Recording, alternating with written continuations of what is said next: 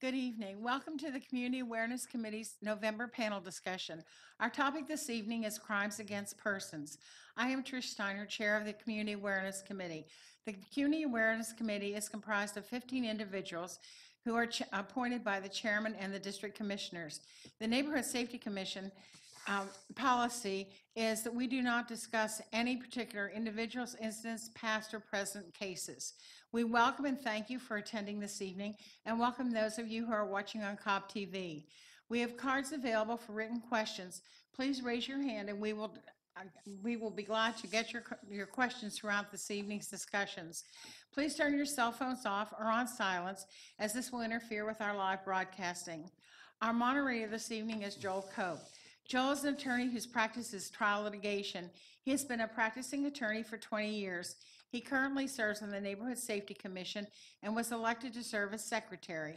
He serves as the president of the Mableton Improvement Coalition and president of the Mableton Community Fund.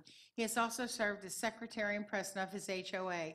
Joel will now introduce our distinguished panel members to you for this evening. Thank you, Joel. All right, great. Thank you, Trish. Yes, my name is Joel Cope, and I want to welcome the members of our live audience as well as those folks watching us on Cobb TV and online for this evening's discussion. We're very lucky to have a group of dedicated public servants who are going to talk to us about how to prevent being a victim of crime and talk about the specifics of crimes against property and crimes against persons. What I would tell our audience here, for those folks who've not ever tuned in before, we've had questions submitted to us before this evening, and as well as we have the opportunity for folks here in the audience to submit questions to us now to put to our panelists. We also have a link on our webpage where people can also send in emails that have questions on them that we can then pose to our panelists. All questions will be asked through myself. All the questions are also set up basically so that all the panelists here can answer all the questions and speak to all these issues as much or as little as the topic may warrant. We will obviously try to make sure that we cover every topic we can this evening as time permits, and we certainly are very grateful for each one of them in advance for having agreed to participate tonight. And I would like to introduce them. They'll tell a little bit about themselves individually, and then we're going to go into the question and answer part of this evening's program. And the individuals who are here with us this evening are Detective Neal, who is CIU 3, Officer Pinarelli for Community Affairs, Jesse Evans, Assistant District Attorney, Chris Lanning, Assistant Solicitor, Lieutenant Trulove, CIU 2, and Sergeant Jeff Tatro. And I'd like to begin with you, sir, and if you will just kind of go across until all of our members have spoken from the dais, and then we'll begin the question and answer portion. Like Mr. Cope said, I'm Detective Neal. I work with the Criminal Investigations Unit, Precinct 3, which is the Cumberland Vinings area. I've been employed with the Cobb County Police Department for 15 years now. Great. Thank you. Officer Pinarelli? My name is Officer Pinarelli. I've been with the Cobb County Police Department for about 6 years now. I'm currently assigned to the Police Community Affairs Unit, and the area that I work in will be the Precinct 2, which is South Cobb, Austell, Mableton, Lower Marietta, those areas. All right. I'm Jesse Evans. I'm Chief Assistant District Attorney with the Cobb County DA's office, and my primary responsibility with the DA's office is heading up the Major Crimes Unit. I work very closely with the Crimes Against Persons Unit with Cobb Police, and I've been with the DA's office for 17 years now. Thank you. Mr. Lanning? I'm Chris Lanning. I'm the Deputy Chief Assistant Solicitor with the Cobb County Solicitor General's office. I've been I've been a prosecutor here in the county for close to 10 years. Work closely with law enforcement. I work in our domestic violence court program here in Cobb County. I'm happy to be here. All right, great. Thank you. Lieutenant Trulove? Lieutenant Barry Trulove. Obviously work for Cobb County. I've been here for 21 years. Currently a Criminal Investigations Unit Commander at Precinct 2. I worked at almost all of the criminal investigation units as well as persons and headquarters. All right, great. Thank you. Sergeant Tatro? My name is Jeff Tatro, Sergeant with Cobb County Police Department. I've been employed for about 21 years and currently supervise our Community Affairs Unit. Okay. All right, great. Thank you very much. Appreciate that. It might help our audience just to have a few basic ground rules. These are things that you know in your daily walk of life and your expertise, but it might help our audience better understand the information they're going to hear this evening. What is the difference between a property crime and a crime against a person at its most basic? It's pretty much just that. It's a crime against your property, which would be a theft or a burglary or a criminal trespass, something like that, theft by shoplifting, hard break-ins, which we call entering autos. Versus a crime against a person, which would be a battery, a simple battery, an assault of some type, or an aggravated assault, or up all the way to murder. So it's just literally that. It's a crime against your personal body versus a crime against something that you own. Okay, all right, great, thank you. And what's the difference between a felony and a misdemeanor? It basically has to do with sentencing, and we have two prosecuting officers that deal with the difference between the two. Felony offenses are offenses that carry with them a potential penalty of 1 year or more. If the penalty for the crime alleged is 12 months or less, then we call that a misdemeanor offense. So it's very much penalty driven. Okay, all right. Mr. Lanning, anything you want to add to that, or? No, I just echo what Mr. Evans said. I mean, at the Solicitor's Office, we handle those misdemeanors. The only other thing I would add is it's, for misdemeanors as well, it's a fine of up to $1,000 is a maximum fine generally on all misdemeanors as well. Okay. And I know many people use the term robbery and burglary interchangeably. Is that a correct use of those terms? It's not, actually. We actually see this a lot in jury selection where we'll ask a person if, for example, they've been a victim of a crime, and they might say, well, yes, I've been the victim of a robbery. And you'll ask a few more details, and they'll say, well, explain what happened to you. And they'll say, well, somebody broke into my house while I was away on vacation. And they certainly have been a victim of a crime, but there are two different labels we would use for those terms. So a robbery is actually a crime against the person where somebody has had something taken from them personally, from them or their immediate presence. Whereas a burglary is more a property crime. That's a crime that occurs when somebody's unlawfully entered into another person's, usually a house or a business, for the purpose of committing either a felony or some sort of theft. So it's pretty common that we see civilians, understand that they're a victim of a crime, but maybe not get the right label for what the crime that was actually perpetrated against them. And depending on whether it's a robbery or a burglary, does that mean it's going to be handled by the DA's office versus the solicitor's office? Is that automatically the distinction? So for both of those offenses, they happen to both be felony offenses, and they would all come to the district attorney's office. Our responsibility at the DA's office versus the solicitor's office is that we prosecute offenses that involve some sort of felony crime. Now, it could be a felony crime that also has misdemeanors associated with it. So, for example, if a person was pulled over for a misdemeanor DUI, but they had a felony version of drugs on them, we would handle both at the district attorney's office. If they were only pulled over for a misdemeanor DUI, those offenses, and I'll let Chris touch on this a little more, would be prosecuted exclusively at the state court level by the Solicitor General's office. And that's correct. I mean, we would handle any of those offenses like that. Most of your traffic offenses that you think about are going to be those things that we predominantly handle in the solicitor's office. But just as right, there are those instances where there are certain levels of property crimes depending upon the dollar amount of something that may have been stolen. There are certain cases where you can a criminal trespass remaining on somebody's property after you've been told to leave. That's a criminal trespass. Invading someone's property to an extent, but that's going to be a misdemeanor. So we would handle that case as well. But those are some of the distinctions. Okay. And I know that some of you introduced yourselves as being a part of the CIU unit. What is that? What does that department do that's different than other departments in the police department? The CIU unit, we investigate mainly property crimes, which are thefts, burglaries, entering autos, in some cases some fraud, financial transaction card thefts, along with simple maybe a robbery, not an armed robbery, but simple assault. Nothing really like something the homicide investigator would investigate. Okay. All right. So for the most part, you're not going to be handling things involving assaults on the person for the most part. Correct. Okay. And I know some of you introduce yourselves as being assigned to a precinct. Does that precinct, is that a geographic distinction, or does that define your area of expertise? Like if you're a precinct 2, that means, is that a geographic distinction, or is that because you're specializing in a certain kind of crime? It's just geographical. There's 5 precincts within Cobb County, and each one has just set roads, major roads or borders, and that way we can differentiate the areas. And each area, of course, has different issues depending on the socioeconomic status sometimes, and the businesses that are anchored there, and the amount of apartments versus the amount of houses, stuff like that. So the population density, I guess, also takes place on how they've decided to come up with these borders. But each precinct has a CIU unit, which is Criminal Investigations Unit, and each precinct has their own CIU. And then Crimes Against Persons handles the entire county. Okay. And Crimes Against Persons is based in Marietta? They're out of the headquarters, yes.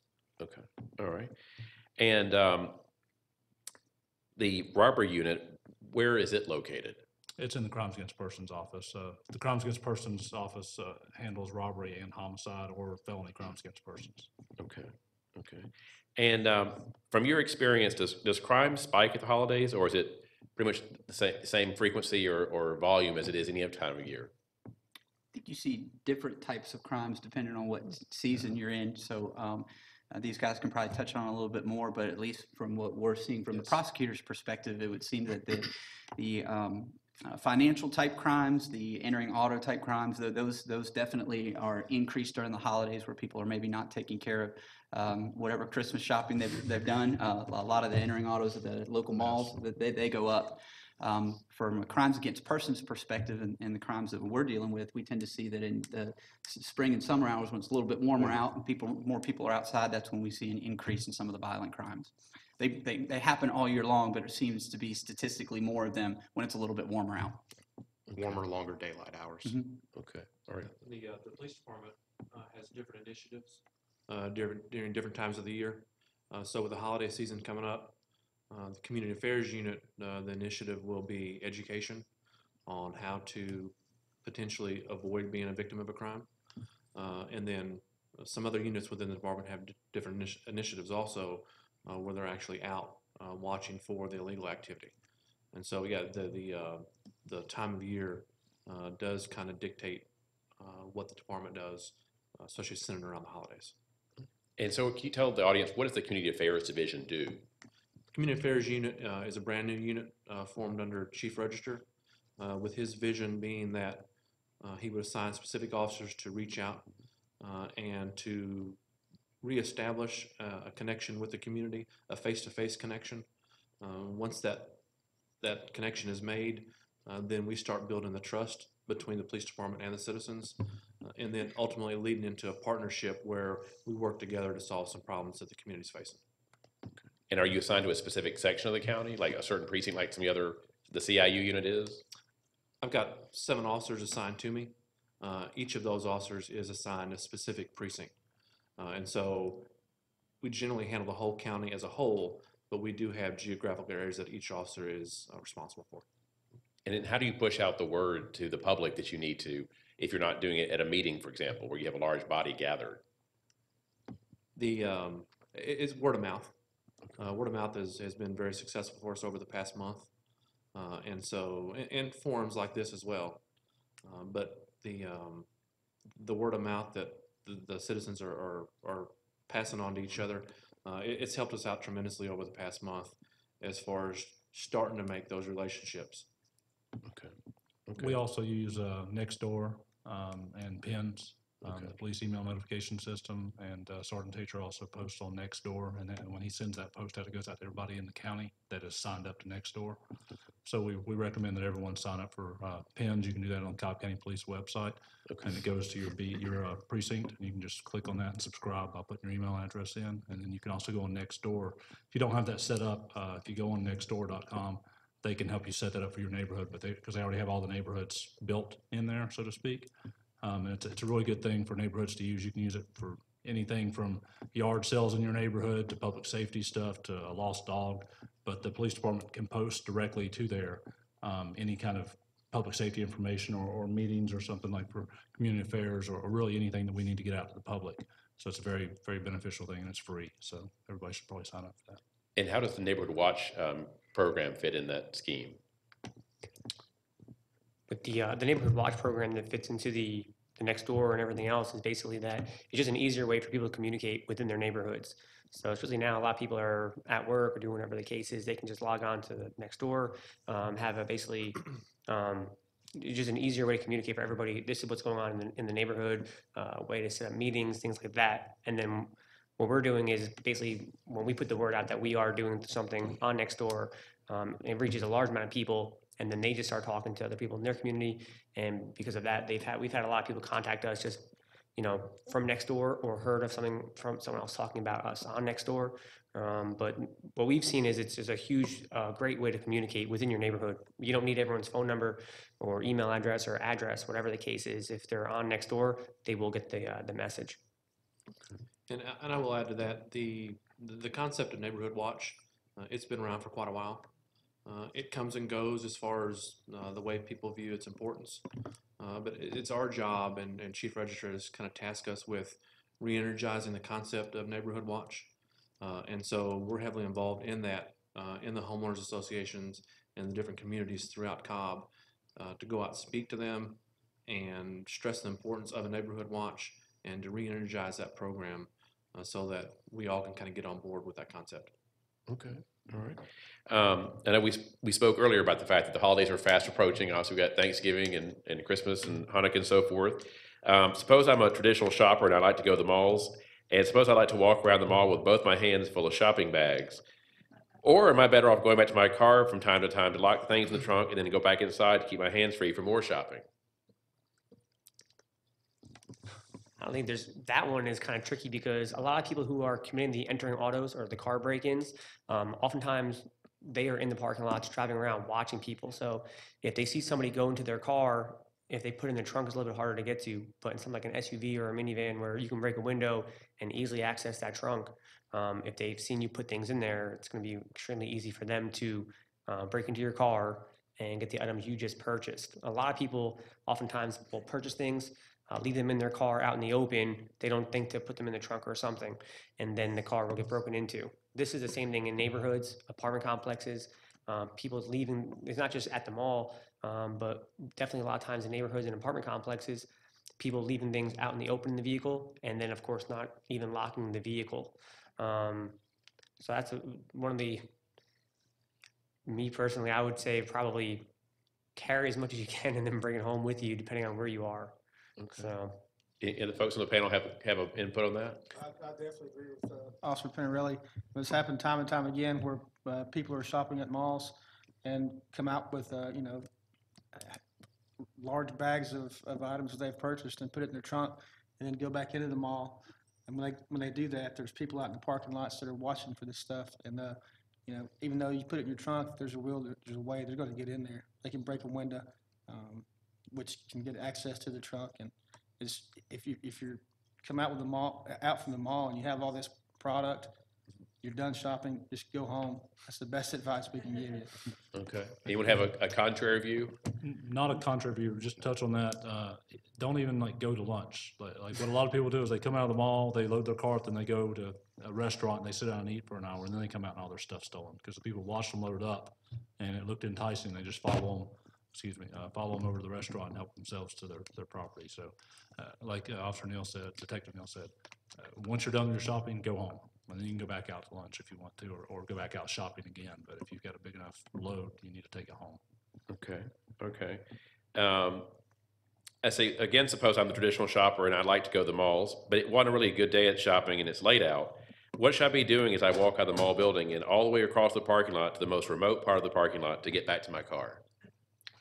I think for all of these offenses, whether it's a crime against property or person, I think everybody on the panel would preach the importance of practicing good situational awareness. And I think the persons that tend to be victims are people who maybe are not paying as good attention to their surroundings as they need to, whether it's how they're putting their shopping bags in their car versus just taking some time to look around and see what their surroundings are like and whether they feel comfortable traveling that distance to their car through the parking lot. If they feel like that they see something that is hinky, so to speak, that's a good sign that maybe this is not the time to go it alone and to find somebody else in the mall that can help escort you out to your car, or even call police to make sure that there's not something going on. But good situational awareness is always a good lesson for these types of offenses. You want to make sure that the general public knows that they can help us by helping themselves not become victims of opportunity. Right. Of course, don't you have the problem, however, though, that people never see themselves as future victims of a crime? It happens to somebody else, but it'll never happen to me. They absolutely do, and we're all victims of that. It's human nature, but we always tell people trust your gut. Everybody has a fight or flight instinct, and that doesn't necessarily mean you're going to take off running if you see something. But everybody knows when something's suspicious or something doesn't feel right, and unfortunately, we all ignore that. You got to realize probably not to ignore that. I mean, there's certain circumstances you might ignore it, but in general, like if you're walking out of the mall and it's dark late at night and something doesn't feel right, then it might not be right. And the worst case is that you wasted a few minutes getting back to your car safely. But if you don't take that extra second and you go and then something happens to you, you just, you did that to yourself, so to speak. So just trust your gut. If it doesn't feel right, it's probably not right. Okay. And I think you mentioned, Mr. Evans, about the idea of maybe asking for an escort. And of course, that brings to mind mall security, since if you're at a mall, you typically probably see a pickup truck with a yellow siren light going through the parking lot back and forth. Um, some people might think that they don't want to bother mall security because either they're too busy or there's just too few to help out to walk me out to my car. Is that a valid concern? It's what they get paid for. Yeah. Not a concern. Same as the police department. If you need assistance, we will come help you. No matter what. Don't people worry about, I don't want to call 911. That's what it's there for. Call 911. They'll prioritize the calls. So you're not going to go in front of a homicide or something because you want an escort to your car, but we will come and we will help you. Okay, so to make sure I'm clear, so if someone's at the mall and they're concerned about the safety of going to their car in the parking lot, they can call 911 and the police officers will come down and walk them to their car? We would. I mean, if mall security is there, we prefer you call mall security, but absolutely, they will dispatch an officer. Now, it'll be in priority, so we might not be there for 20 or 30 minutes because that's a very low priority to come escort you to your car, but we will do it. Okay. Yeah, I think you use the word bother. Right. It's never a bother. We would much rather take the time to escort someone to their car than take the time to take a report that they were a victim of crime. So for everybody watching, whether live or at home, it's never a bother to call the police department. It's what we're there for. And like Lieutenant Trula said, we will respond and would much rather escort you to your car, takes a minute versus coming out to take a report for you being a victim of crime. Okay. Does your advice about how to handle yourself at the mall, especially if it's at night, depend on your gender? I don't know that I would really say that, no. We luckily, we don't have a lot of sexual assault offenses in Cobb County that women are typically the victims of versus men. But as far as being a victim of a crime, it's pretty much across the board, whether you're a female or a male. If someone, criminals are targets of opportunity usually that they're looking for. So if you present yourself as a target, they're going to jump on it. And I don't think it really matters much about the gender. Did you have anything you were at that, Mr. Landing? No, I think he's dead on. I mean, I think these are crimes of opportunity. I think if someone sees someone, whether it's around the holidays or any other time, leaving a parking lot alone at night, and they believe that there's an opportunity to take something or something like that, if they're out looking to do that, I really don't think it matters. And I think whatever your gender, I think you have to be aware of those situations and put yourself in the best possible scenario. I know some people also think about the idea of walking outside with their keys in their hand and they kind of keep pointing out through their knuckles. Do you think that's a good safety tool if somebody's walking out to their car? I would say anything's better than nothing. We're never going to tell you to acquiesce and just do what they tell you to. Fight back, always fight back, scream, holler, make as much noise as you can, kick them, scratch them, whatever you've got. So yeah, I mean, anything is better than nothing. And I will add to that. If someone has keys in their hand, then they've got the thought process, or they've got some sort of plan in their mind. And so generally it's the ones who have no plan, who haven't thought about potentially being a victim of a crime, that's where the opportunity comes in. And so someone who simply does have keys in their hand, and there's a thought process there that's been going on, that they're probably more aware of their situational surroundings. And so I think it's a good idea. Okay. So if I'm a shopper and I've got my stuff and I'm ready to head out to the car, are there things I should be doing to collect myself before I walk out the door and go into the open public? I think just like he said earlier, just the situational awareness is the most important thing, because people will be walking around on the cell phone, texting, whatever, not paying attention, not watching people following them or going back to the car with them. They can put things in the vehicle, turn around, someone can take it back out. So I just think being aware is the most important part, because most people just aren't. You can walk oftentimes right behind somebody or whatever the case is, and they have no idea you're even there. And that goes a lot with shopping. So people on the phone talking, just really not paying attention to that car that just pulled up behind you or the person who's following you or whatever the case is. So I think that's the only way to be, realistically, the easiest way to be prepared, I think, is just look around and be aware of what's happening around you. Okay. So you would discourage people from talking on the cell phone while they're walking out of their car? I think most of the times and they would know more so than I would, being detectives in that department, but especially with like the entering autos, that kind of stuff, most of those people don't want a confrontation. So they're just breaking the cars when the door open or windows broken, not near a lot of other people. So if someone's paying attention, a lot of that will generally stop the crime for the most part. You know. That's correct. And touching back on your keys comment, not just for a defense or offense, it's just a good idea to have your keys in your hand so you're ready to get in your car. So if something were to happen, you're not fumbling for your keys, especially this would be where Jenna would come into play, digging in the bottom of your purse, trying to find your keys, which, as we all know, sometimes a bottomless pit trying to find those keys. So it'd be better to have those in your hand, even for just that purpose. But Okay. like Officer Pinarelli said, definitely just paying attention. Sometimes it's not just for yourself, it's for others. I mean, if there's people looking to break into cars, if you're the one just looking around paying attention, they're not going to break into somebody else's car because they see you noticing things. Okay, so if we were to kind of reduce those to bullet points, basically have your keys in your hand, get off the cell phone, and be looking around. That fair? I would add one more bullet point to that. Okay. Just remember where you park. I mean, it's a very common thing for us to observe as we're in parking or in shopping centers, just people wandering around trying to figure out where they parked. And so again, you're setting yourself up as an opportunity. If you can't come directly out of the mall, go to your car, put your items away, and pull away. And so add a fourth bullet point to that.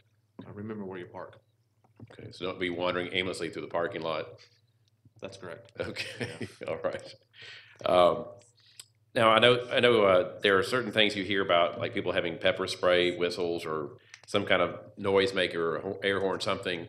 Do you advocate people do those as ways of trying to ward off crime? Do those provide deterrent factors in your estimation? I think, again, it touches on the keys comment. Anything is better than nothing, but we don't want people to think that they need to fight back. I mean, they want them to fight back, but the goal is to get away, not to sit there and actually fight this person. So if they have pepper spray and they spray them, hopefully it gives them a moment to take off running, or whatever the thing might be. But we don't want any, people thinking they're going to get out there and go toe-to-toe with somebody. The goal is to get away and get to safety. Okay. Anyone else want to add to that? I'll add to that. Okay. I think sometimes you see people carry different items, say pepper spray, for an example. But if it come time to use the pepper spray, they would absolutely have no idea how to do that. So they carry pepper spray attached to their keychain, but really wouldn't know how to activate the spray or the distance they need to be effective. And so if you were to carry something like that, there needs to be an education involved with it should you have to use it. Okay. Is a person more likely to be the victim of a crime against the person by a stranger or someone that he or she knows well? Just based on statistical likelihoods. That's a tough one to answer because you see probably a pretty good mix of both. We do have, as we've been talking about, crimes of opportunity, which are usually when we're talking about those types of offenses, we're talking about a situation where you have a criminal that's going out with a design, a plan to commit a particular type of offense, and they're looking for a victim that seems to be an easy mark, so to speak. But for a lot of our crimes against persons, they're straight up domestic violence situations, and obviously when you have that component to it, you're dealing with a situation where the person is known, but the offender is known to the victim and vice versa. So there's a good mix of the both. Yeah, I would agree with Jesse completely. In as much as the crimes against the persons, I mean, on the total caseload that we handle every year in the solicitor's office, we probably have upwards of, in a given year, between 1,000 and 1,500 domestic situations where at least where charges are taken. And so those are folks that have a certain relationship, whether it's intimate partner relationship, family, people living in the same household. So I think in those types of situations where you're talking about batteries, assaults, things like that, I think that you're, at least in my experience, you're more likely to see those with someone that you know. I mean, those don't tend to be as much stranger situations as they are people that know each other.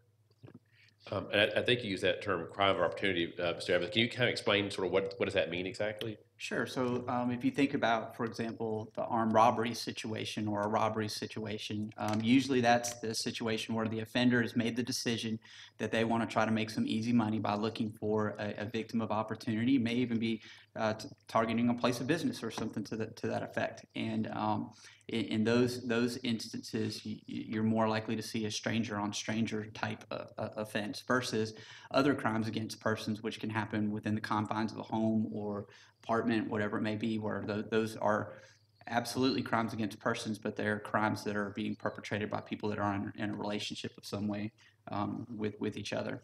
So for the ones we've been talking about primarily till now are the crimes where you've got offenders that have made the decision that they're going to go out and look for a target that meets their criteria so that they can attempt that armed robbery, or attempt that carjacking, attempt that robbery on a victim in the hopes that they can make some easy money and get away fairly quickly. Well, I guess the term suggests that the offenders perceive something about that victim that makes them an attractive target. So what are the things that would make them an attractive target? What just based on your past experience?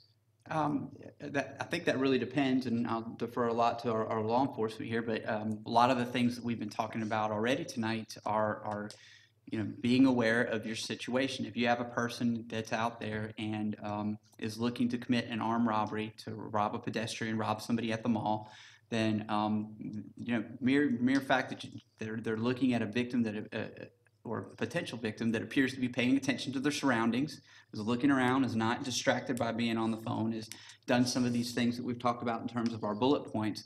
If you're the offender who's looking for that opportunistic victory in terms of the crime they want to commit, you're more likely in that instance to say, well, time out, I'm not going to go after this victim because there's something different about this potential target. They've made themselves no longer an opportunistic target. Instead, they might move on to somebody who's maybe not paying attention to their surroundings and hasn't taken the time to look both ways before walking out that door, and hasn't taken the time to figure out where the car is and what the game plan is on how they're going to get to the car and quickly get in it with that key that's already in hand. Okay. Anyone else want to add to that? Or? Just he hit the nail on the head there. It's just like if you're in an ATM, and the guy's watching the ATM. If he's going to see if you take a large amount of money out and what you do with it. If you're paying attention, if you're not paying attention, you might get upside the back of the head and you get robbed. But if you're constantly looking around, making sure nobody's creeping up on you before you try and take your money out, you're probably not going to be a victim. And we have not a lot. We have several instances a year where people take money out of the bank and they go in their car. Well, there's somebody in the parking lot watching, and they put it in the glove box. They just follow you to where you're going, and they break into your car. But if you put it in your pocket, it's a different type of criminal. So they're not the person who's going to rob you. They want to break into your car and steal your money. But it's all about being aware of your surroundings, seeing who's sitting out there, and then thinking about what do you want to do with this money. And there's a million situations like this, but it really is all about situational awareness and being aware of what's going on. And if the bad guy sees that, most bad guys out there don't want an actual confrontation. They want to be in a position of power and get it done very fast, very quick. So if you're going to make it difficult for them, they're going to look for somebody else. Because we see this a lot, I would gather that most of the people on the panel and our peers in law enforcement and in prosecution are probably a little more cautious than the average, member of the general public. But some of the things that we do on a daily and nightly basis are things that the general public can do too. I think about me going to a restaurant this evening before coming in for this panel discussion. In my mind, one of the first things I've tried to figure out is where are all the exits in the restaurant. That's a little simple thing that you can do in case there was a situation in the restaurant. Take 2 seconds to figure out, well, where are the exits? Where's the kitchen in case there was an incident? If you walk out of the restaurant, take a second to look both ways, to your left and your right. See who might be right around the corner from you, just to kind of make sure that you feel comfortable before taking that first step out into the public. Those are little things, and I gather most of the people on this panel probably do little things like that as well. But in doing those and adding to that body of items that you might do on your so-called checklist as you're out in public, you're significantly, in my opinion, diminishing the opportunity for you to become a victim because you're more in tune with what's going on around you than maybe the general public who's distracted by their cell phone or whatever. Okay. Anyone else want to add to that? I will say that, I think citizens of Cobb sometimes, because it is a great place to live and work, you become lulled into a sense of safety. And so, again, just that very simple plan of action, like he was saying, knowing where your exits are. We're not reinventing the wheel. We're not going to come up with earth-shattering ideas to prevent crime. it's simply letting people know, hey, let's go over the basics. Let's talk about the basics again so you can hear them again, and you can try to implement just the basic things. And you will find that if you do that, you take down the opportunity against yourself. And it's unfortunate to think that I'm looking out for myself, and the crime's still going to happen. It may just happen to somebody else. But when it really comes down to it, you protect yourself first. And if that crime is going to happen, at least it's not going to happen to me. I know sometimes in these safety seminars, you also hear about people saying that, when you go back to your car and you're in a public space, look in the back seat to see if someone's back there or check under the car. Is that valid concern, or is that overkill? I don't want to say it's not a valid concern, but I don't know that we've had a case where that's actually happened in, I couldn't tell you when that's ever actually happened other than the Extremely movies. rare. It would, yeah, I mean, worldwide has it happened? Sure, but it's a pretty rare occurrence. So it's nothing I would be worried about, but it takes half a second to glance in your back seat, so it's not hurting anything for you to do it. But I wouldn't say it's something to put on your top of your list of being worried about. Okay. Now I think you mentioned, Lieutenant, about the ATM, and of course, everyone has a situation where they run into where it's nighttime, didn't get a chance to plan ahead. I got to go out to the ATM machine and got to get some money out. There's just no way around that. What are some criteria I need to consider as I make that decision? Well lit. If there's other cars in the parking lot, if there's other people waiting there. I mean, as long as you're not, if you can take a few minutes, let the other person get out and go ahead and handle their business. You be the only person there. Hey, well, it doesn't hurt to go ahead and drive around the bank. Make sure there's nobody hiding around the corner, because they do that. And I do want to preface all this to say we do live in a safe county. Crimes do happen, and we're talking about a lot of different types of crimes, but this stuff is not happening to, the multitude of people that live in Cobb County. But again, it's the situational awareness. Drive around the bank. Make sure there's nobody there that's lurking. If there's a car in the parking lot and he's sitting there whenever you got there, why is he still sitting there and hasn't gone up to the ATM? Maybe you want to sit there for a second, or maybe you want to drive to a different bank where there's nobody there. And then whenever you do get out, if it's not one you drive up to, again, if somebody's sitting in their car or somebody standing, comes up behind you, well, if they come up pretty close and they're standing there behind you, maybe you don't put your pin in. Maybe you walk away.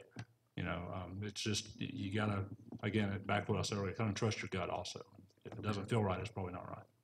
Okay. Anyone have an opinion about the wisdom of using a drive-through ATM at night versus a walk-up ATM, assuming they're both equally well lit? I'd probably rather use the drive up because I'm in my car, but you do have less visibility that way. So once again, make sure there's nobody else, or nobody pulls up behind you. If they do pull up behind you, glance in your mirror to make sure they're not getting out, because that happens, once again, not often, but occasionally someone might get out from the car and then come up and rob you as soon as you get your money out. So, and be ready to, if you have to, be ready to leave that money in that card behind. If somebody comes running up your car with a gun or something, go. A little bit of money can be replaced, the card can be replaced, but don't catch yourself worrying about fighting over the $20 you're getting out. We do see crimes in both instances. We've had, crimes against people in the drive-through versus the walk-up ATM. So the only other thing I would add is, don't assume that because you've chosen one that you think is safer than the other, that you are not going to be the victim of a crime. You need to be paying attention to your surroundings in both instances, because you can be a victim in either situation. But I think something you can do, and it may be a little bit more of an inconvenience, but if it's that much of a concern, and obviously, there's limitations on dollar amounts, but I mean, you can always find, a store to go to, run to the Walgreens or Walmart or whatever. You run in and buy a pack of gum and you get cash back, and that, you still have to obviously make now that walk back through the parking lot, but I think it does put you in a situation where, if you're concerned about that, because I mean, to make a transaction at an ATM, whether you're in a car or at a walk-up ATM, it does take a little bit of time, and your focus, as much as you try and be hyper aware and vigilant, it does take away your focus to do what you need to there at the ATM. So that's always another option. If you're in a situation where another store is readily available, you could always do something like that too, if that is a concern. Okay, so I guess in theory, you could go inside a place and get cash back on a purchase, Yeah. assuming you don't have a certain dollar amount you really have Sure. to have, and that would save you to go to the ATM, I guess. Yeah. Okay. Now, suppose I'm a non-traditional shopper, and I like to order all my packages online and never go to a mall. So my items come to my house, and they sit on my front stoop while I'm at work. Is that a bad idea? It is. We all do it, but it is. We do have package thefts that happens pretty regularly. You know, if you can, you know, depending on the value of it, have it delivered to the store, you know, the location, pickup location where you can pick it up, or have a neighbor pick it up. Nowadays, camera systems are becoming very, very common and very cost, you know, affordable. So it'd be nice to have a camera on your front door and numerous other areas around your house. But you know, that way at least we might have a picture of who took your package. But yeah, if you're expecting something that's valuable, either be there for it or have it delivered. You know, have your neighbor pick it up or have it be delivered somewhere where you can go pick it up instead of just letting it sit there all day long. The county won't like me saying this, but sometimes your employer will also allow packages to be delivered during work hours to your office where it might be a little safe. So you'll check with your employer, make sure that that's okay, but that's an option as well, because if you know the package is going to be delivered during business hours, coming to a business and directly to you, might also save a Christmas surprise as well. That's right. Okay. And I will add, I know the word inconvenience was used. And so it's an inconvenience to not have the package delivered straight to your doorstep. It's very convenient, but it's also convenient for the other side. It's also convenient for the criminal. And so when you make things convenient or there's an opportunity that exists there, then both sides kind of can play that. You make it inconvenient, it's also inconvenient for the criminal element. And so the examples of delivering the package to the neighbor, to the store, to work, those are all great ideas. And so you make that slightly more inconvenient for the criminal element, and you could potentially prevent having your package stolen. All right. Now, do you feel like the videos, the video features that are like on the doorbells or that are around your house, are those things that are worth people pursuing? Absolutely. I mean, we haven't named specific vendors, but we've all seen commercials for them. So you think those are worthy expenditures of money if you've They had the definitely, yeah, they definitely take pretty good video and pictures and everything else, and they're fairly clear. And the few that I've seen, they get a lot more than just the front door, depending on your home, obviously. But I've seen videos from those that go out to the roadway. You can see the neighbors' homes as well, and a lot, you know, some of them are live feed, whatever the case, if you want to view it that way. But I would say for the you know, the prices vary obviously, but you definitely have a little bit more. Like the lieutenant said, you can get a picture of somebody or a video of somebody or a car description if they're in front of the home or whatever the case. So it definitely is, I think, definitely well worth it, you know. And a lot of times people can even, some of them I've talked to people who have them and they can talk to whoever's at the door. So lets the person know or lets the person think that somebody is home sometimes, which is a nice feature as well. That's also as a deterrent. Mhm. You know, if the guy comes up there and he sees the camera, you got to, some people will put a little sign on their door or whatever, and he sees it, he might go elsewhere. Just like having an alarm system, they're a good deterrent. Have y'all had like cameras in prosecutions? Have you found that cameras have been very instrumental in prosecutions being successful versus ones where there was no video footage? Yeah, I mean, the video footage, particularly on some of these new doorbell systems, has been remarkably good for some of the systems. So it's been useful for prosecution. You know, whether it's of utility for crime prevention, if they don't know it's there, then it might be of lesser utility for a crime prevention perspective. But from a prosecution perspective, when we have that evidence, oftentimes I've seen it's been very good. Yeah, I mean, a case where, you know, otherwise you may be, you know, you guys may be looking for, you know, latent fingerprints, things like that for something where you would have no chance of video and I say, old school police work, but I mean, and there's obviously some component to that, but I mean, if you can get videos of someone, I mean, you can, you know, match that. Now you have a suspect and you have a picture of them right off the bat. But it's certainly useful. Like Jesse said, it may not, if they don't know it's there, it may not necessarily in all cases serve that deterrent purpose, but certainly on the back end, from a prosecution perspective, it's certainly useful. Now, I know one vendor out there, I guess we won't say their name, but they're an online retailer. And they're offering a feature where you can basically purchase a camera, and if you have a subscription, then they will actually have the ability to go unlock your front door, put the package inside your house, and then close it back up to avoid the people coming by and stealing from your front stoop.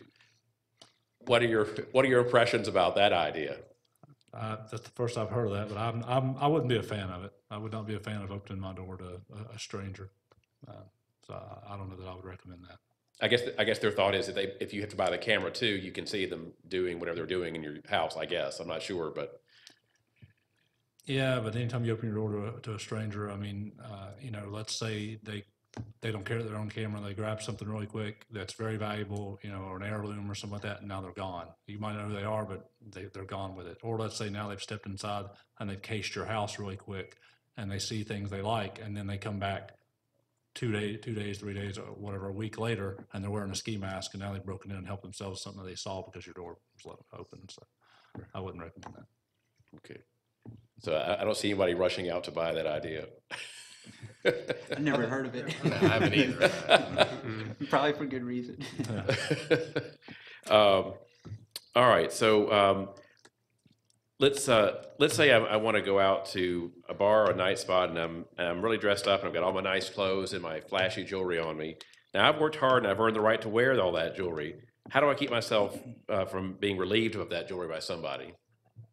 I think a lot of it all goes back. I mean, I feel like we're kind of saying the same stuff, but I think the same things are true in a situation like that. A lot of it is going to be situational awareness. You can't always account for the person that, sees you have a nice watch or a necklace and wants to snatch it and go. But being aware of your surroundings, who's around you, what's going on, those are really, I think, the keys to, if you're going to be able to prevent that type of thing, I think that's where it has to start. You need to think about where you're going to. I mean, it's you. You're gonna come off as being flashy if you take all of those things and you're decked out in the jewelry going to your regular local pub versus you've got some evening event that you're going to where it might be more appropriate to wear a little bit more high-end jewelry. If you're out at a location where you don't know your surroundings as well and you're being flashy, then you're now increasing the chances that you might look appealing to a criminal as being a victim of opportunity versus some evening event where you might be required to be dressed up. It might be much more appropriate if you know who's going to be there and who's going to be in that setting for you to wear the nice jewels in that instance versus the other one. Okay. Anyone else want to add to that? All right. How about now? I guess, of course, this is probably a big debate people have oftentimes, but that is carrying a weapon for self-defense. And obviously, in some people's minds, that's the best way to deter a crime, and some people say that's the worst way to deter a crime. And I guess, do you have any thoughts about the wisdom of that, of protecting oneself when you go out in public?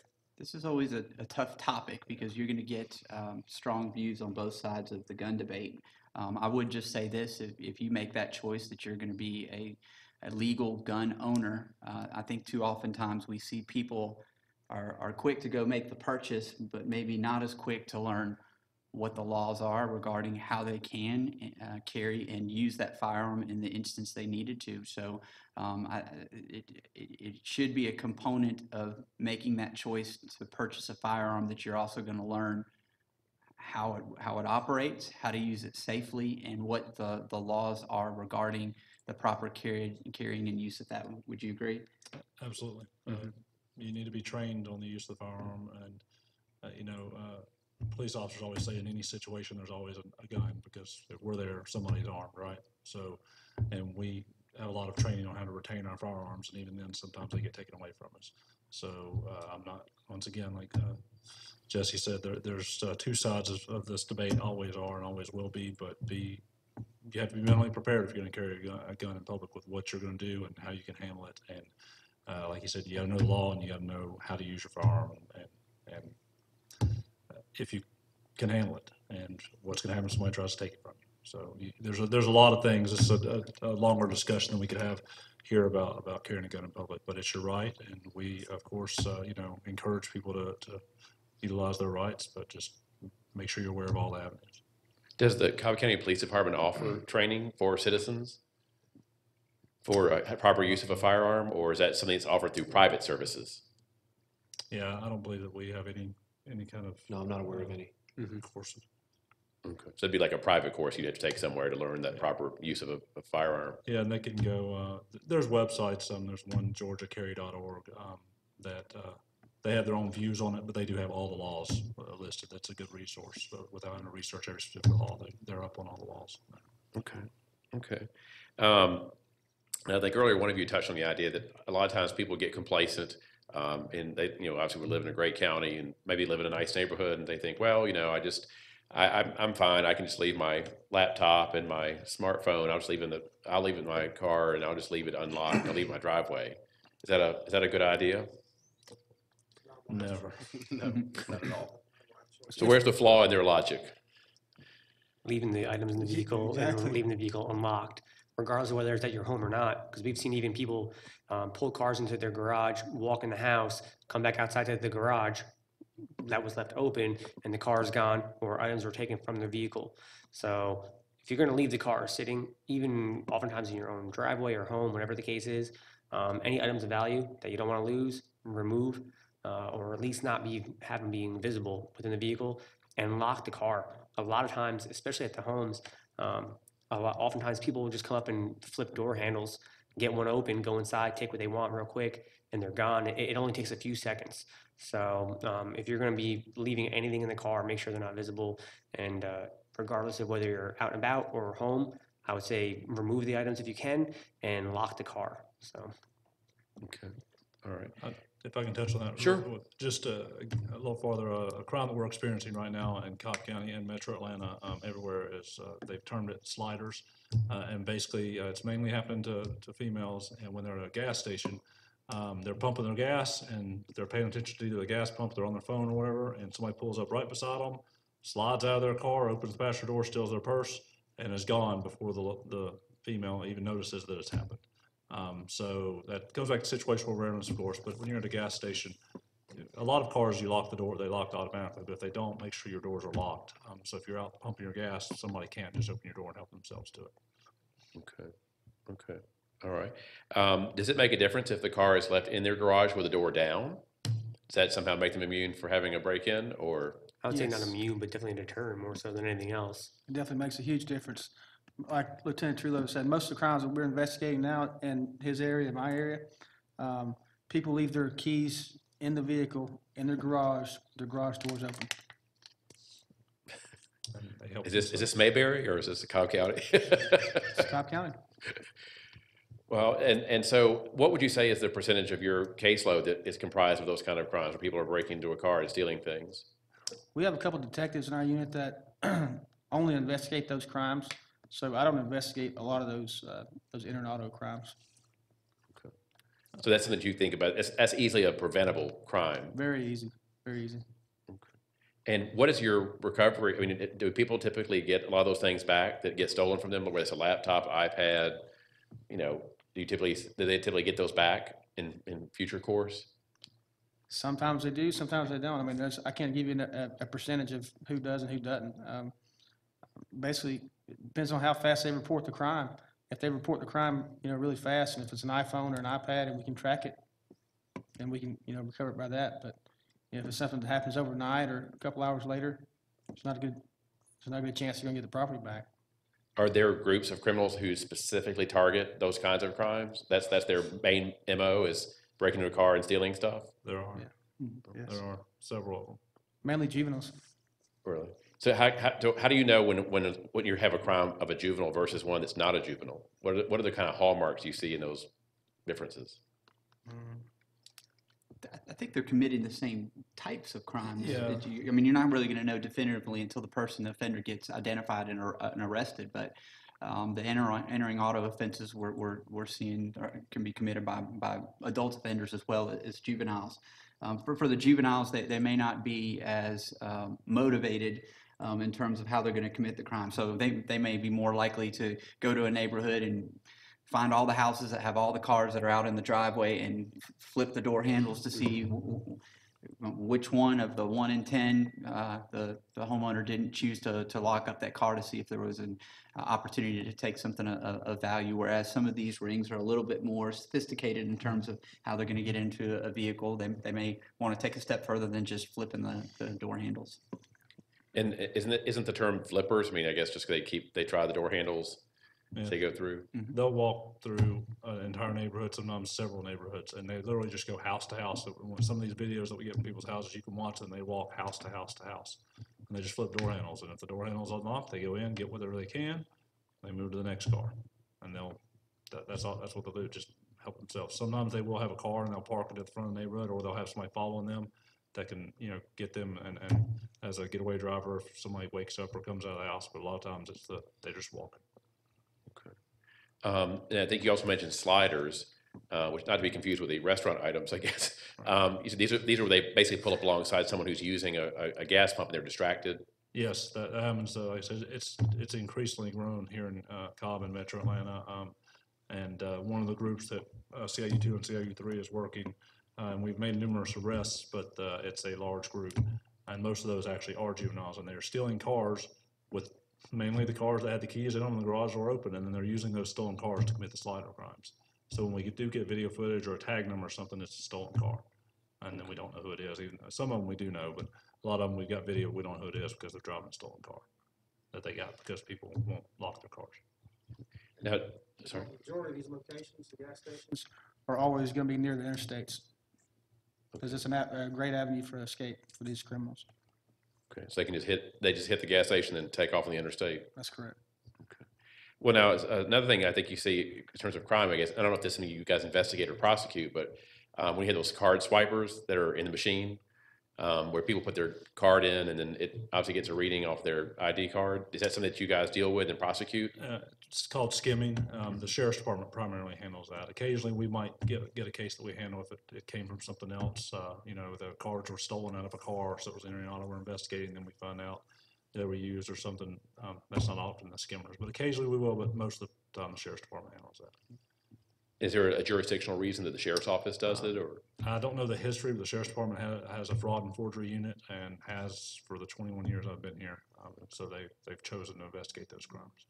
Okay. Another thing I guess you see too about that happens at gas stations, is you've got people who come up to you and they usually have a very sad story about they never asked for money, or they like sort of they're stranded and they've got no gas in their car and that kind of thing. Do you ever have crimes that arise out of those experiences from your investigations?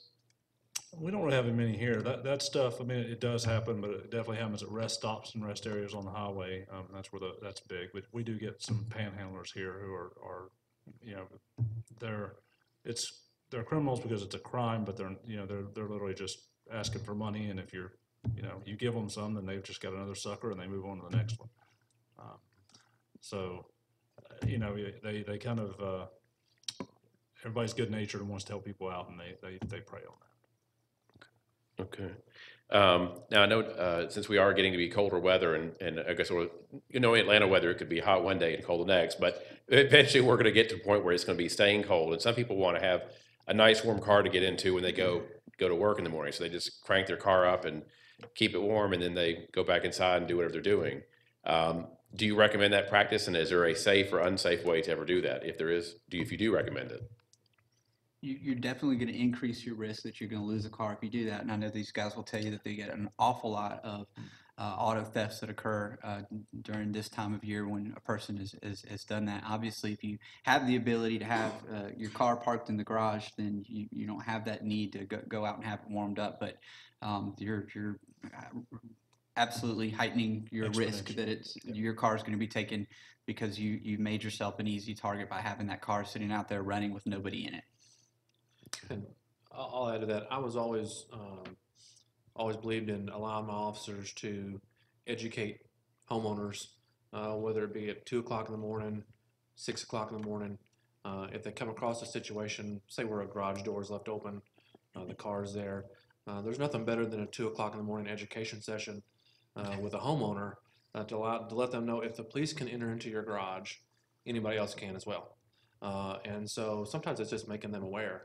I forgot to check to make sure the garage door is down. Also with the cars left running.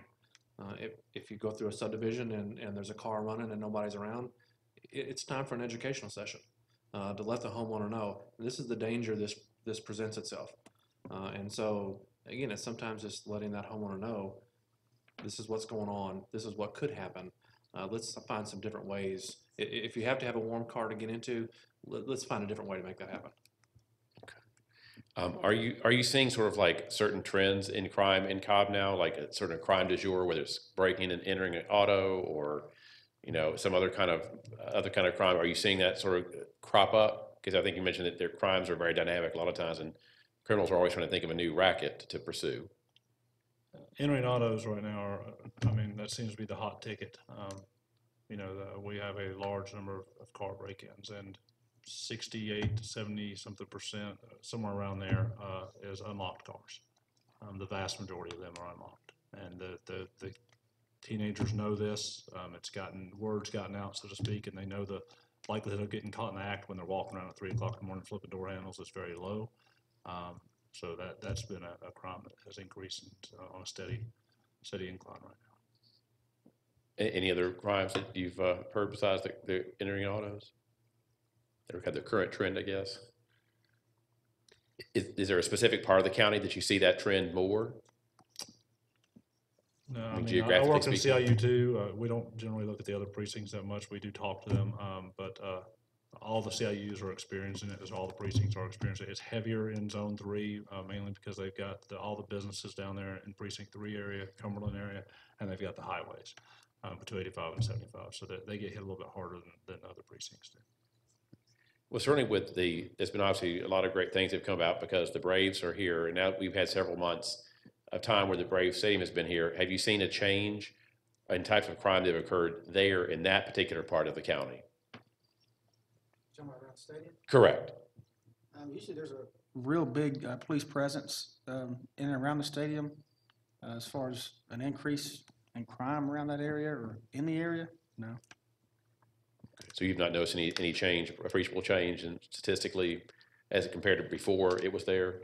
I mean, you know, maybe, you know, late at night when there's concerts and whatnot, and we got the bars, you know, maybe there's more drunk people there, but no, Okay. not as far as crimes against property or person.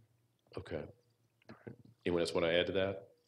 No, I mean, I would agree with that as well. I mean, you know, maybe, you know, you do something late at night like that, you might have a little something more with drinking, but I mean, as far as crimes against persons, property, I really don't think so.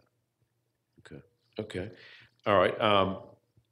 Now, I think also that somebody had alluded to earlier too about crimes as between people who know each other well, such as domestic type crimes. What do you recommend to audience members as far as those and how to prevent yourself from becoming a victim of a crime like that and being proactive and aware so that you don't end up having a police report about yourself or having to make a police report? What kind of things can you give our audience members? You could probably do a whole panel discussion on that topic alone, because domestic violence is a tricky subject in and of itself. But a lot of those instances, you see persons that are caught in what we call a cycle of violence, and a lot of times it's educating the general public about what domestic violence is, and recognizing that you might be in that situation, caught up in a cycle that you need to break free from. Getting the public aware of resources that are out there. Live Safe comes to mind. Used to be the YWCA organizations that are out there that want to help people that are in situations that involve domestic violence, and a lot of that is just educating the public and letting them know what's available and what to recognize in terms of whether you're in that situation or maybe you know somebody and the telltale signs are there that they're involved in a closed doors domestic violence situation that requires some sort of intervention. Okay. And I think a lot of it too, it comes down to, you know, I think if you're in a potentially a long-term relationship, if you're dealing with those types of issues, what Jesse said is dead on. But I think also you have to look at it, you know, about each individual incident. I mean, a lot of times we see cases in the solicitor's office that, you know, they're not all isolated, but some of them may be isolated type incidents where, you know, there was some argument over, you know, money, children, something. And, you know, you can tell from reading the officer's reports, you can tell from looking at the case file, they were in a situation where tensions rose as the night went on. And at some point, you know, if people can, whoever the party is in it, identify that type of situation and remove themselves from the situation. If one party is able to, in that instance, you know, step away for a little bit, you know, sometimes that can help diffuse a situation and calm down in those type of instances as well. Okay. Okay. Anyone else want to add to that conversation? Okay. Also, what about the situation now where you find yourself a victim, regardless of what kind of crime it is? Certainly, if it's a crime against a person, I'm sure you're even more traumatized than it would be if it's a crime against property. Although people say that they've been robbed in their home, or sorry, had burglary in their home, I guess, that they obviously feel very violated because it's their space and their belongings have been rifled through. What is the process somebody should do in order to begin to help restore themselves and get, law enforcement involved? What kind of things should they be doing? Well, I mean, the first thing obviously is you need to report it to the police, but we do have some mechanisms in place in Cobb County. We're very fortunate, both at the solicitor's level and the district attorney's level, to have great staff in our victim witness units, and our victim witness units are responsible for communicating with victims of crime, be it a crime against a person or a crime against property, and helping them deal with and cope with that loss, whether it's a monetary loss because of a property crime or whether it's a more significant loss because of the crimes against person. And we have those resources. A lot of them are mandated by law. Georgia does have a Crime Victims Bill of Rights, and it talks about specific rights that are afforded to victims of crime, whether it's property, persons, otherwise. And because we're all cognizant of that, in particular here in Cobb, I like to take some pride that both of our offices do a very good job of assessing the needs of our victims of crimes when they're put in these unfortunate circumstances. A lot of it has to do with communication and understanding what their specific needs are, and then from that we can kind of direct them, point them in the right direction to how they might get the help either from our office or elsewhere. Yeah, and that's exactly right. I mean, there are private organizations in the community that we can put people in contact with. But from the very beginning, in these cases when they come in, when we have a victim, whether it's a property crime or a crime against a person, I know our office, I know Jesse's office as well. There's an advocate that's going to be assigned to a case. They're going to reach out to you. There's certain things that, again, by law, they're mandated to do. But the main thing is they're a resource that is there to guide you through the process. Whatever it is, however involved you want to be, to find out what your wishes are for, frankly, the prosecution of the case, but then any other ways that we can help you. Because it's, we obviously have to prosecute the case, but there's a human element on the other end of that, and someone that just like you said, they've now, whether it's a burglary and they've had their home rifled through, and trying to kind of cope with that and how they move forward, or it's someone that's been in an abusive relationship, putting them in touch with Live Safe or, appropriate resources to help them kind of recover and pick up the pieces. But that's important that we do, and I think, everybody up here is committed to that. And so how does this process work? So once the officer comes out, takes the report, does that officer continue to follow up with that victim, or does it get handed off at that point to the solicitor's office or the DA's office for further follow-up? It depends on the type of report or the type of incident, but if it's something that needs further investigation, it'll be assigned to a detective who will investigate it. And once they've completed the investigation, hopefully to the level of prosecution, then it does get handed off to the DA's office or the solicitor's office. And you talked about some of the resources that are out there for victims. What are some of those resources that are available to people under the law so that they can continue to be guided? Because again, there's always an emotional component to being a crime victim. They vary, and it kind of depends on what type of crime you're dealing with, but they can be as simple as financial assistance. We do have a statewide crime victim resource that will, and compensation fund that will, in some instances, allow the state to compensate a victim, give them restitution if it's a monetary need that they have. But then they can be much more specific for crimes against persons about dealing with counseling needs, and we do have certified counselors. We have a list of them that we keep handy for our victim witness unit. We got some advocates here tonight, in fact, and they get involved very early on with dealing with the victim's needs and finding out what their unique needs are, and then kind of pointing them in the right direction. Live Safe is just one resource, but there are domestic violence counselors that are out there. There are other resources that are available. There are groups that can be of assistance as well. So we kind of keep tabs on what assets are available to us that we can send victims to take advantage of. Sure. And sometimes it comes down to, if you have a unique situation that comes up and, it may be something that you haven't quite seen before. And we have advocates in both offices that, part of their job is to help locate those resources, even if it's something that we may not have used before, but frankly, to go out there and see what's available to try and steer them in the right direction. And the counselors that you spoke about, are these actual county employees, or are these like private counselors or nonprofit services? Most of them are not going to be. Most of them are not going to be county employees. They are going to be private companies. But they're companies that we know they're licensed professional counselors. licensed clinical social workers. I mean, they're certified by the state, adept at dealing with certain issues. There are counselors. Cobb Douglas Public Health is an organization that they do have counselors on staff that we can, in certain circumstances, kind of put people in touch with so that they may be able to get some type of counseling option through them. There are all sorts of possibilities. Okay. All right. Now, for the folks who maybe have some domestic violence involvement, are there so-called safe houses or places where people can stay for safety so that they, that after they file a police report, they're probably worried that the other person is now really angry, and they're going to get retribution. So they've got to have a way to get out of harm's way. How does the county help with that? Absolutely. We do have organizations that are volunteer. A lot of them are nonprofit organizations. Live Safe is one of the ones that pops to my mind immediately. They do have resources, and they do have housing opportunities for maybe victims of domestic violence that need to immediately get out of a household while we allow a case to move its way through the criminal justice system. So there are a ton of resources out there, and Cobb does a good job of dealing with those needs. We have a lot of nonprofits that are very active in the community and trying to assist victims of domestic violence. So we pride ourselves on that relationship that we have. We're not just in law enforcement and prosecution. We also are in the business of dealing with victims' needs. So we all work very closely with some of these groups to make sure that we have a consistent plan with how we're going to take care of the needs of some of these victims, particularly in DV cases. Okay.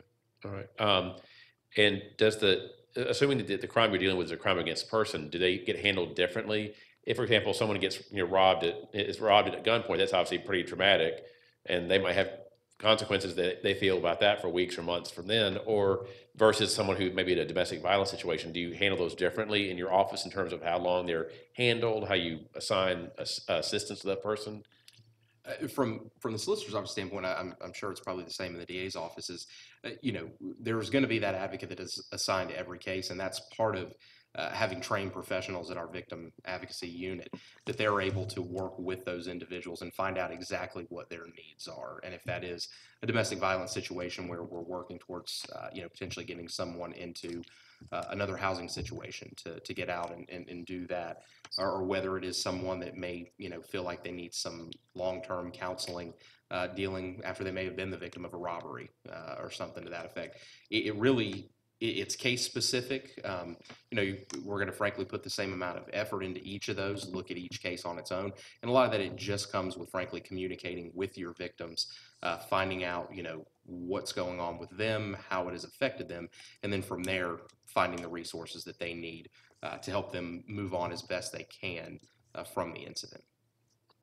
Okay. Now, I understand there are specific units in your departments that handle victims and work with victims. Is that not correct? That is correct. Yeah, both of our offices, as prosecutors' offices, all of the prosecutors' offices around the state do have victim witness staff members and a victim witness unit.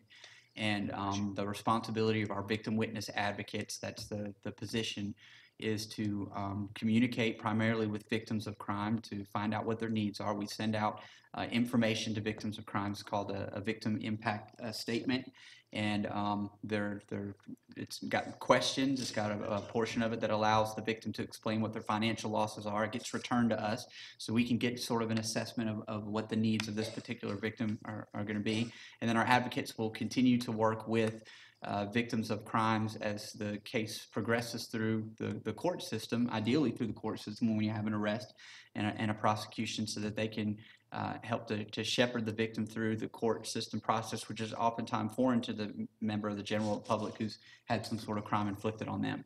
And they do a good job. They do a lot of training with our victim witness advocates, and they do some statewide training as well, in-house training, and a lot of it's just on-the-job experience of learning the different needs of a different particular victim depending on what type of crime it is and how we can be better assist them as they go through the process.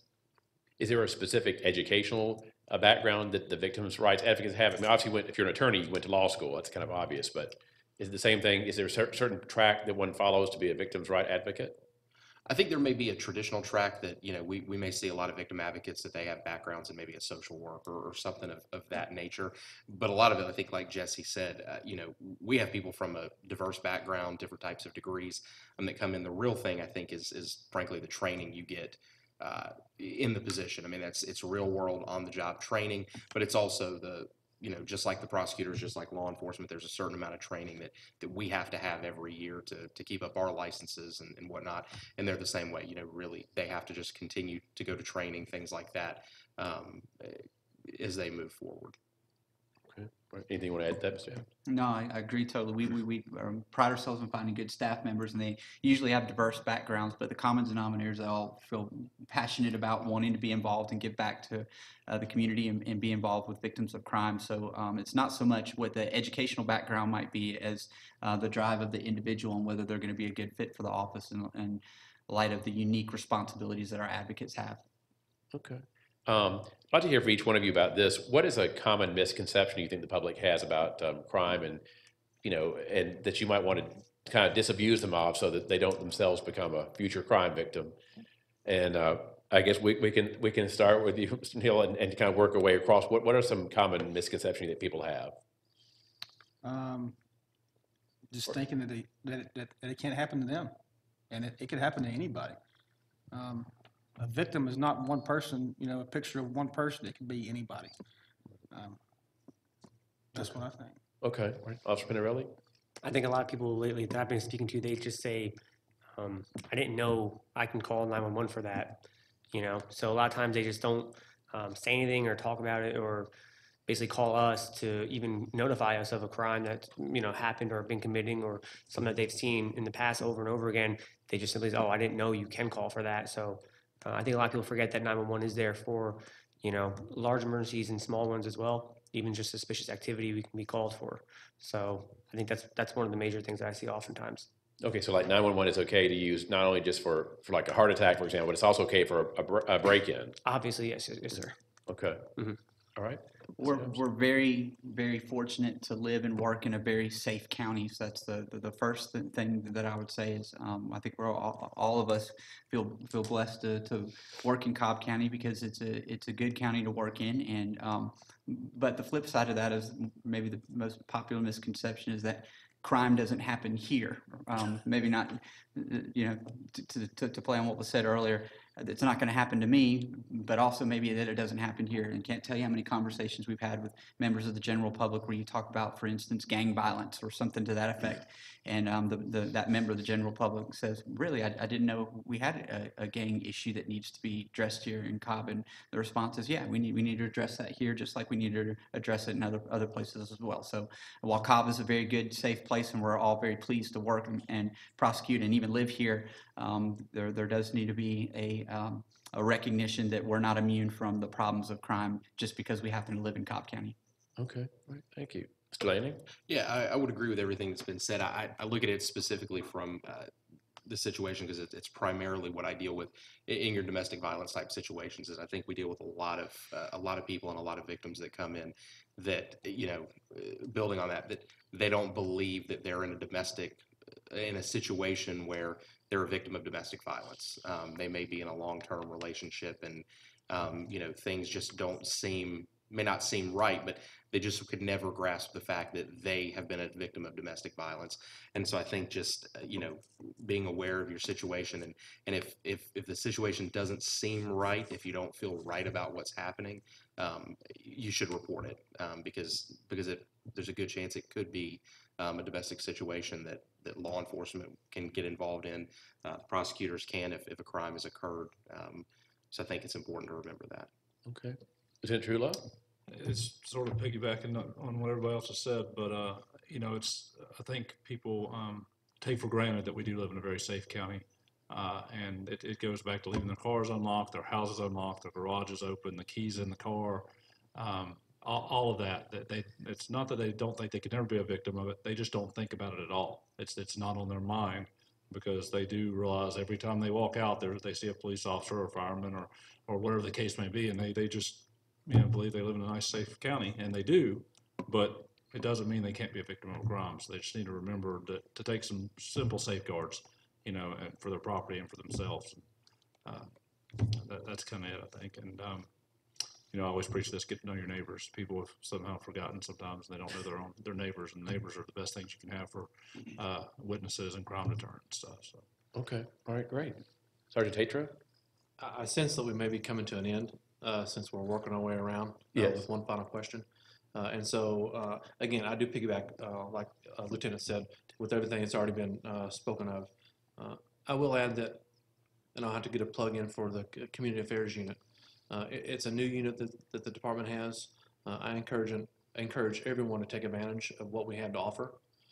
It's a new concept that the department is really putting a lot of focus on. And so whether it be a business, a homeowners association, a Cub Scout group, a school function, anything that will allow the police department to become more interactive with the community, please take advantage of that. Okay, okay, great. I know that people I think had mentioned earlier, Nextdoor and also pens. Is there any other kind of electronic means that you would advocate that people use and avail themselves in order to kind of learn about crime and learn good safety tips how to avoid becoming a victim of crime? Well, there's Nixle, and that's some real-time notifications of important events and weather and crime events, stuff like that they can sign up for. But And how do you sign up for Nixle? you just go to I believe it's Nixle.com. It's on the PENS website. Okay. The link to Nixle is on there. So it's all in the same, you can go to the same place and get signed Yes, for both? you can. Okay, okay. There are prosecutors here, any websites you might recommend? Who go to, whether it's a county website or a link that you might say to help give people good crime prevention tips? I mean, I think Cobb County PD has done a good job of, you know, I've seen more things on social media, things like that. They post updates, things going on, happenings. So I think it's always good, social media, to check in with those type of things as well, just to see what's happening. Okay, Yeah, okay. I will add one thing. I know social media, big for the younger crowd, but there's a lot of citizens in the county that aren't really apt to social media. And so that's where my units can come into play, because we do have the time to have face-to-face conversations. We can tell the same story that we post on social media or Nextdoor or pins, but you know, there's a lot of citizens that aren't able to grasp the concept of social media.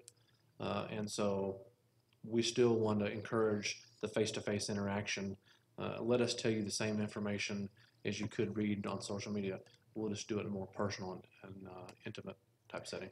And for that crowd, how would a citizen who wants to schedule you to come to their meeting, how would they get in touch with you or Officer Pinarelli and have that? How would they arrange that to happen? I would provide a number, but if people aren't ready to copy down a number, it's simply just call the police department, the general number for the police department, and ask for community affairs, and they would put that person in touch with me. Okay, and then you take it from there. I will take it from there. Okay. All right, wonderful. Any other final thoughts you might want to offer our audience as we wrap up? Well, we got all the questions answered. That's good stuff. How often can you say that happens in real life? Well, awesome. Well, I want to thank each and every one of you. I think we're very fortunate at Cobb to have such a dedicated group of public servants here, and thank you for giving up your time. I mean, you obviously took time away from your families to be here tonight with us to share with the public about great tips to avoid becoming a victim of crime, which is, I think, is a goal we all can get behind. And I want to, in particular, thank Mr. Evans, Mr. Lanning, Lieutenant Truelove, Detective Neal, Sergeant Tatro, and Officer Pinarelli, each and every one of you, because I think it's phenomenal what you're doing and appreciate all the stuff you're doing for us. And of course, I want to thank our audience members, both those here with us and those watching on Cobb TV and also watching us online for participating. We thank you, and of course, we're honored to have each one of you as our panelists. And we commend you for your daily dedication to protecting and supporting victims, assisting with legal issues, and prosecuting individuals who commit these crimes against persons or take their property. And you are appreciated. We thank you for your daily service that you often provide to us. And of course, a special thank you to Cornelius and Cobb TV for broadcasting tonight's discussion, which again, people can see online and as well as on television now on Cobb TV. And this will be our last panel discussion for the calendar year, but we'll be back again early next year on Cobb TV, and we'll look forward to seeing more folks that evening. So without further ado, I guess I'll bid everyone good night. Thank you. Good night, sir.